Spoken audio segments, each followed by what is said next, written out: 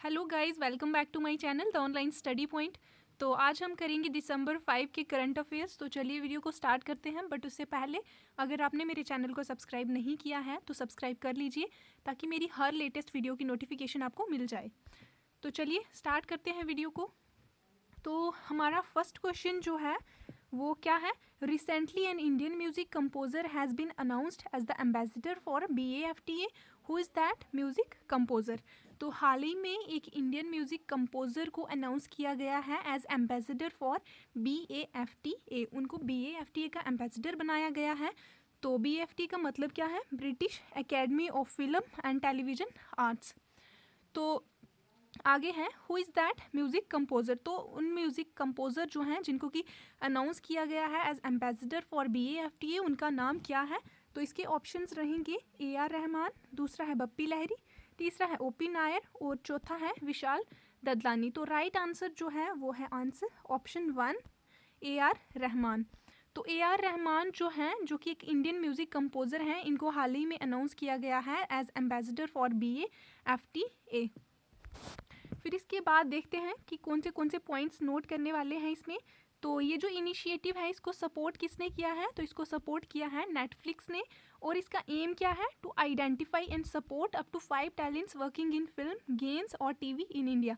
तो इसका एम है कि 5 टैलेंट्स उनको आइडेंटिफाई करना और सपोर्ट करना, चाहे वो फिल्म में काम कर रहे हों या फिर गेम्स में काम कर रहे हों या फिर TV में काम कर रहे हों इन इंडिया के 5 टैलेंट्स को आइडेंटिफाई करना और उनको सपोर्ट करना। ये है इस इनिशिएटिव का एम, जिसको कि सपोर्ट किसने किया है? नेटफ्लिक्स ने।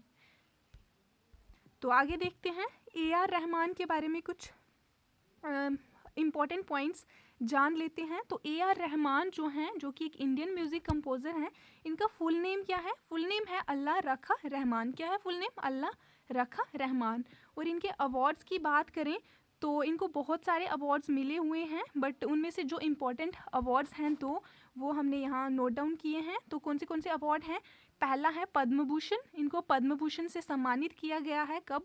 2010 में इनको पद्म भूषण मिला है, जो कि नेशन का 3rd हाईएस्ट सिविलियन अवार्ड है। उसके बाद इनको एकेडमी अवार्ड मिला है किसके लिए? For best music. तो उसके बाद नेक्स्ट क्वेश्चन है when did world AIDS day celebrated.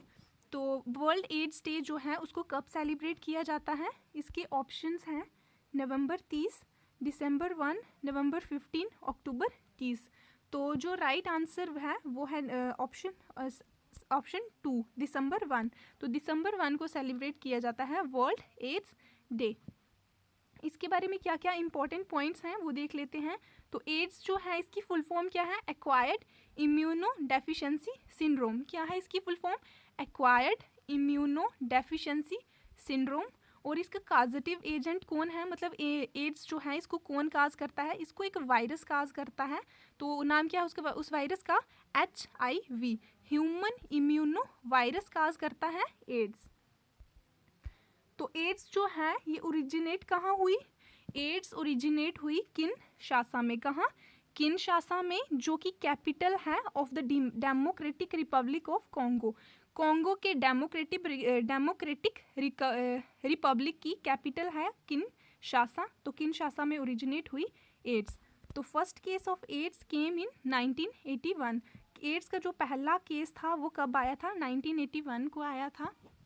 तो ये जो पॉइंट्स हैं ये मोस्ट इम्पॉर्टेंट हैं, ये आपको नोट डाउन करने हैं। फर्स्ट केस ऑफ एड्स कब आया था? 1981 में। तो उसके बाद थर्ड क्वेश्चन देखते हैं। थर्ड क्वेश्चन क्या है? Recently Indian navy successfully test fired naval version of which of the following missile. कि थर्ड क्वेश्चन क्या है कि हाल ही में इंडियन नेवी ने सक्सेसफुली टेस्ट फायर किया है नेवल वर्जन, इनमें से कौन सी मिसाइल का नेवल वर्जन जो है उसको टेस्ट फायर किया है और उसका टेस्ट फायर जो है वो सक्सेसफुल रहा। तो इसके ऑप्शंस रहेंगे, पहला ऑप्शन है ब्रह्मोस मिसाइल, दूसरा है रुद्रम 1 और तीसरा है अग्नि 4 IRBM, चौथा है अग्नि 5 IRBM। तो इसका जो राइट आंसर है वो है ऑप्शन 1 ब्रह्मोस मिसाइल जो है। हाल ही में इंडियन नेवी ने ब्रह्मोस मिसाइल का एक नेवल वर्जन जो है उसको टेस्ट फायर किया है और वो सक्सेसफुल रहा है। उसके बाद देखते हैं कि क्या क्या इम्पोर्टेंट पॉइंट्स हैं इसमें। तो ये जो टेस्ट फायर किया गया, मतलब जो उसको टेस्ट फायर हुआ जो, वो कब हुआ? नवंबर 24 को हुआ है। और कहाँ? बे ऑफ बंगाल में इसको टेस्ट फायर किया गया है, naval version of BrahMos missile को। और जो ब्रह्मोस मिसाइल है इसकी स्पीड कितनी है? 2.8 मैक। कितनी है? 2.8 मैक, मतलब 3 times the speed of sound. तो जितनी साउंड की स्पीड होती है उससे 3 गुना ज़्यादा। तो आप समझ सकते हैं कि कितनी ज़्यादा स्पीड है इस मिसाइल की। और ये जो मिसाइल है इसको हम can be launch from submarines, aircrafts और फ्रॉम लैंड प्लेटफॉर्म्स। तो ये जो मिसाइल है इसको सबमरीन से भी लॉन्च किया जा सकता है, एयरक्राफ्ट से भी लॉन्च किया जा सकता है और लैंड प्लेटफॉर्म से भी लॉन्च किया जा सकता है। तो ये था थर्ड क्वेश्चन। उसके बाद फोर्थ क्वेश्चन देखते हैं क्या है। Recently who became the brand ambassador for of a leading pharmaceutical company named Mankind pharma. तो हाल ही में एक लीडिंग फार्मास्यूटिकल कंपनी है जिसका नाम क्या है? Mankind pharma. तो उसके ब्रांड एम्बेसडर कौन बने हैं? तो इसके ऑप्शंस हैं, फर्स्ट है अमिताभ बच्चन, सेकंड है Akshay Kumar, third Priyanka Chopra and fourth है मोहन लाल। तो जो राइट आंसर है वो है ऑप्शन 4, मोहन लाल। तो मोहन लाल जो हैं इनको हाल ही में ब्रांड एम्बेसडर बनाया गया है। किसका? एक लीडिंग फार्मास्यूटिकल कंपनी है जिसका नाम क्या है? Mankind pharma. उनका उस कंपनी का ब्रांड एम्बेसडर बनाया गया है। किसको? मोहन लाल को। तो चलिए देखते क्या क्या पॉइंट्स इसमें नोट करने वाले हैं। तो मोहन लाल जो हैं जिनको कि ब्रांड एम्बेसडर बनाया गया है मैनकाइंड फार्मा का, तो उनका फुल नेम क्या है? मोहन लाल विश्वनाथन। क्या है? मोहन लाल विश्वनाथन। और ये एक मलयालम एक्टर हैं। क्या है इनका प्रोफेशन? मलयालम एक्टर हैं। फिर उसके बाद मैनकाइंड फार्मा के बारे में थोड़ा जानते हैं। तो मैनकाइंड फार्मा जो है फार्मास्यूटिकल कंपनी है, मतलब मेडिसिन्स बनाती है ये कंपनी। और ये कंपनी जो है एक प्राइवेट कंपनी है। फाउंड कब हुई? ये फाउंड कब किया गया इसको? 1995 में इस कंपनी को फाउंड किया गया। इसके फाउंडर कौन है? आर.सी. जुनेजा फाउंडर हैं मैनकाइंड फार्मा के। और इसके सीईओ कौन है? सीईओ हैं राजीव जुनेजा। कौन है? राजीव जुनेजा। और इस कंपनी के हेडक्वार्टर्स जो हैं वो कहाँ पे हैं? दिल्ली में। कहाँ? दिल्ली में।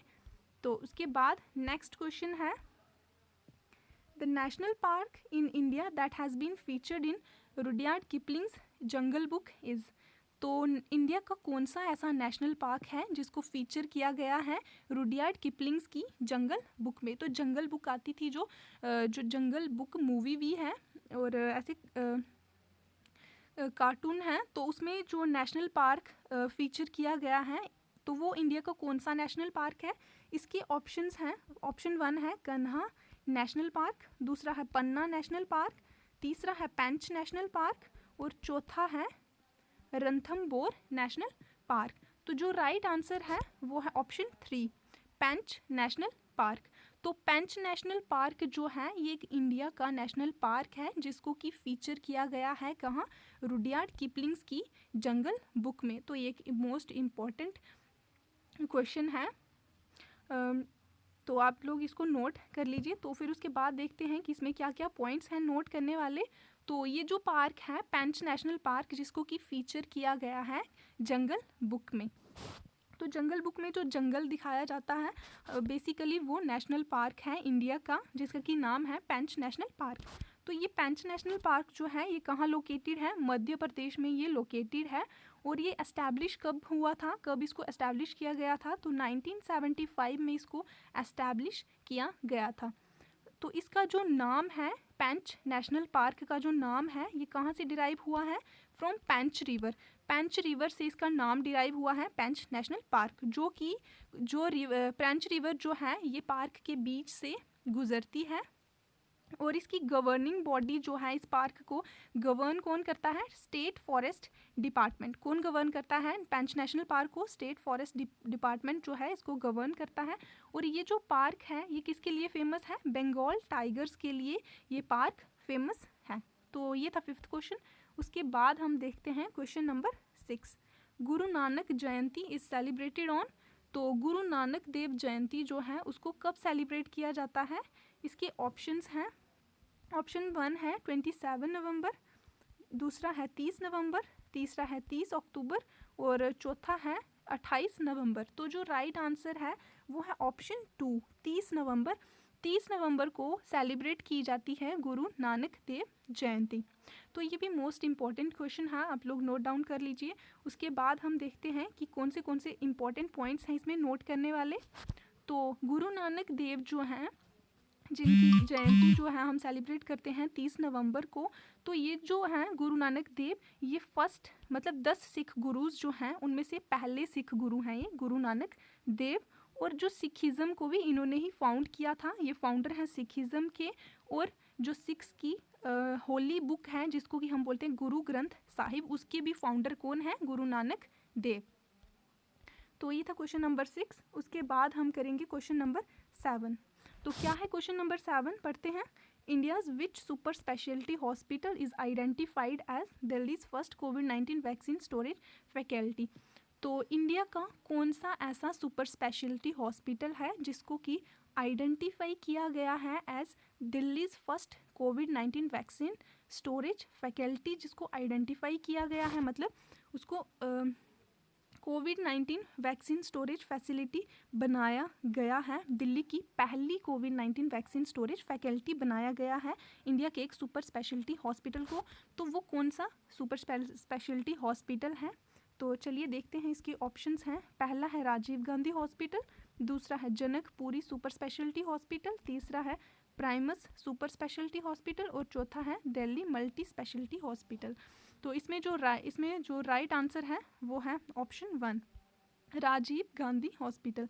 तो राजीव गांधी हॉस्पिटल जो है ये इंडिया का एक हॉस्पिटल है और इसको हाल ही में दिल्ली की फर्स्ट कोविड-19 वैक्सीन स्टोरेज फैकल्टी बनाया गया है। तो ये था क्वेश्चन नंबर 7। इसके बाद हम क्वेश्चन नंबर 8 पे आते हैं।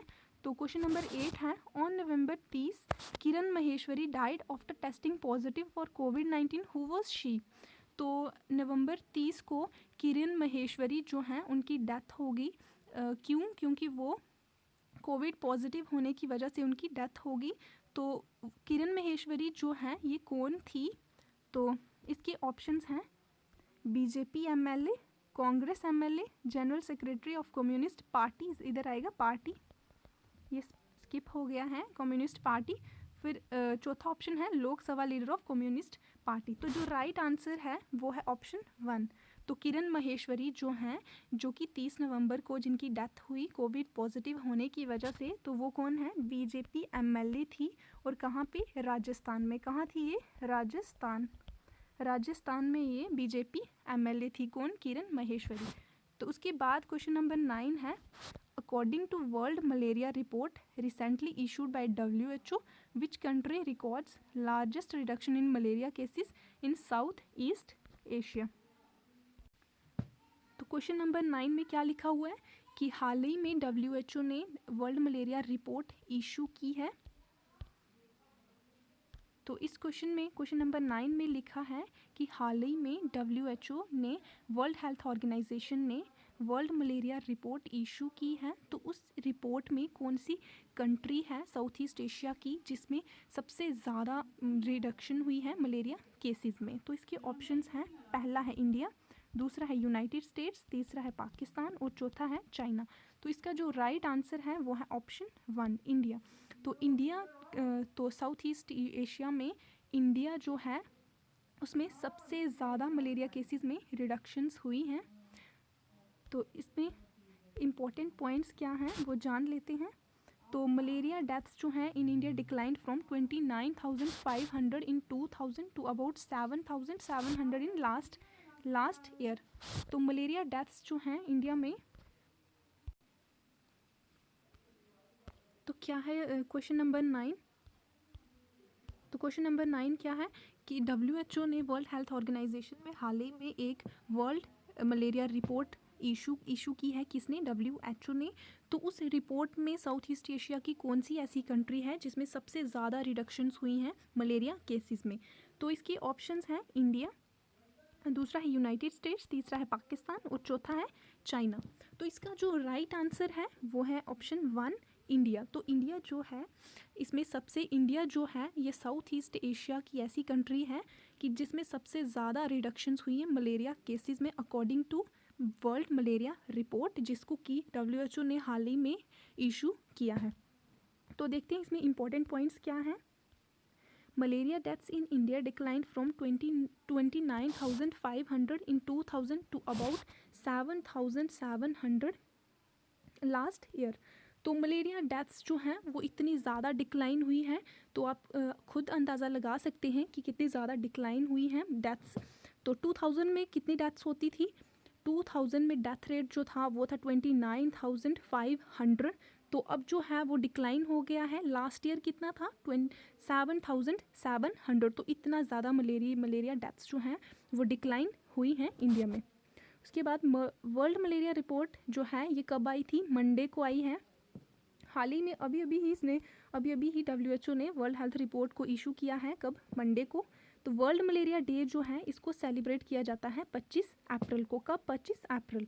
कॉजेटिव एजेंट ऑफ मलेरिया का जो कॉजेटिव एजेंट है जो इसको कॉज करता है मलेरिया को, वो कौन है?